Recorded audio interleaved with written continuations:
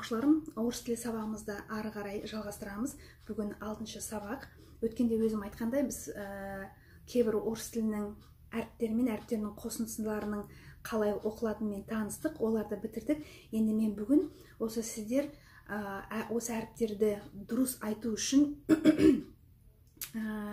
жаттығулар ұсынғым келіп тұр. Себебі кез келген білім, кез келген өнер тек қана тыңдап қана қоймай, өзіңіз әрекет істеп, өзіңіз жаттығулар істеп, өзіңіз ізденсеңіз сізге пайдасын тигізеді. Сонымен 6-шы сабақ фонетикалық жаттығулар. Бірінші жаттығу. Бірінші жаттығу көлеңке деп аталады. Ағылшынша shadowing. Оның маңызы неде? Оның маңызы жаңағы біздің артикуляционный аппараттарымыз, жаңағы мына тамағымыз, тіліміз, таңдайымыз, артикуляционный аппараттарымыз орыс тіліндегі дыбыстарды айтуға жаттықпаған, біз қазақ тіліндегі дыбыстарды айтамыз. Сондықтан да біз бұларды дайындап, жаңағы орыс тіліндегі дыбыстарды еркін, сол қалпында акцентсіз айтуға дайындауымыз керек біз. Сол үшін осындай жаттығуларды орындаймыз. Көлеңке дегеніміз мынандай жаттығу. YouTube-қа барасыз да, кез келген аудио тексті тауып аласыз. Аудио тексті айтып отырған адамның соңынан қайталайсыз. Кішкене бір 5 секундқа қалып қайталап отырсаңыз болады. Қайталауды балаларға арналған ертегілер мен балаларға арналған әңгімелерден бастаңыз. Қайталап отырғанда өзіңіздің дауысыңызды телефоныңызға жазып алыңыз. Әрқашан сөйтіп жазып отырыңыз. Ең бірінші сізге қиын болады, ілесе алмай қаласыз, айта алмай қаласыз, бірақ оған сіз көңіліңіз түсіп, жаттығуды тастап кет қылмаңыз. Тым құрмағанда аптасына 3 рет солай жасап отырсаңыз, біраздан кейін кәдімгідей жақсарғанды, әріптерді, дыбыстарды айтудың сізге кәдімгідей оңай болғанын сіз түсінесіз. Сонан кейін бірінші жазған өзіңіздің дауысыңызбен, мысалы үшін 5-ші немесе 6-ші жазған дауысыңызды тыңдасаңыз, екеуінің ортасында бірталай айырмашылық бар екенін көресіз. Күніне 5-ақ минут, тіпті 3-ақ минут жеткілікті, осыны орындағаныңыз өте пайдалы сізге. Келесі жаттығу. Келесі жаттығу дауыстап кітап оқу. Кез келген орыс тіліндегі кітапты аламыз, оның кез келген жерін күніне 5 минут оқимыз. Мен 15 минут деп жаздым негізінде, асылында 15 минут жасағанымыз дұрыс, но 5 минутта жетеді. Кез келген кітапты аламыз, бұның кез келген бетін ашамыз, кез келген жерін оқимыз. Оның мағынасын түсіну, жаңа оқыған абзацты мағынасын түсіну, сөйлемнің мағынасын түсіну бізге маңызды емес. Бізге маңыздысы жаңағы артикуляционный аппараттарымызды, орыс тіліндегі дыбыстарды дұрыс акцентсіз айтуға жаттықтыру, дайындау.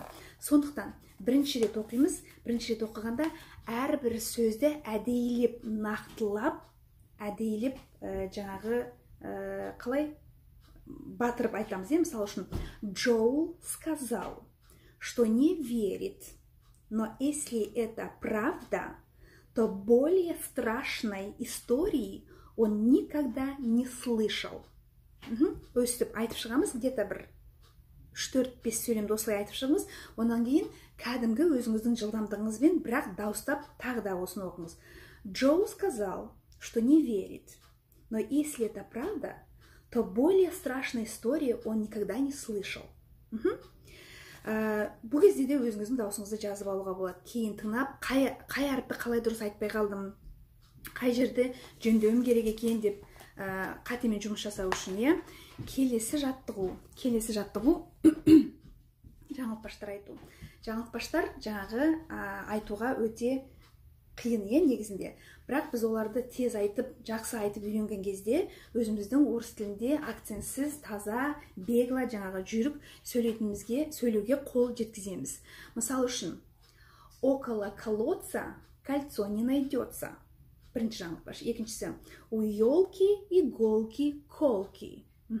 Келесі, шла Саша по шоссе и сосала сушку.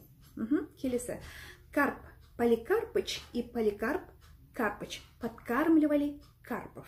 Осылай айтып алдық. Енді жаңылтпастармен жұмыс істейтін мынандай бір әдіс бар. Снежный ком деп аталады. Яғни, бірінші айтқанда даусымыз ақырын және жылдамдығымыз аз болады. Сосын әрбір айтқан сайын даусымызды да ұлғайтып, жылдамдығымызды да өсіре түсеміз. Мысал үшін, около колодца кольцо не найдется. Около колодца кольцо не найдется.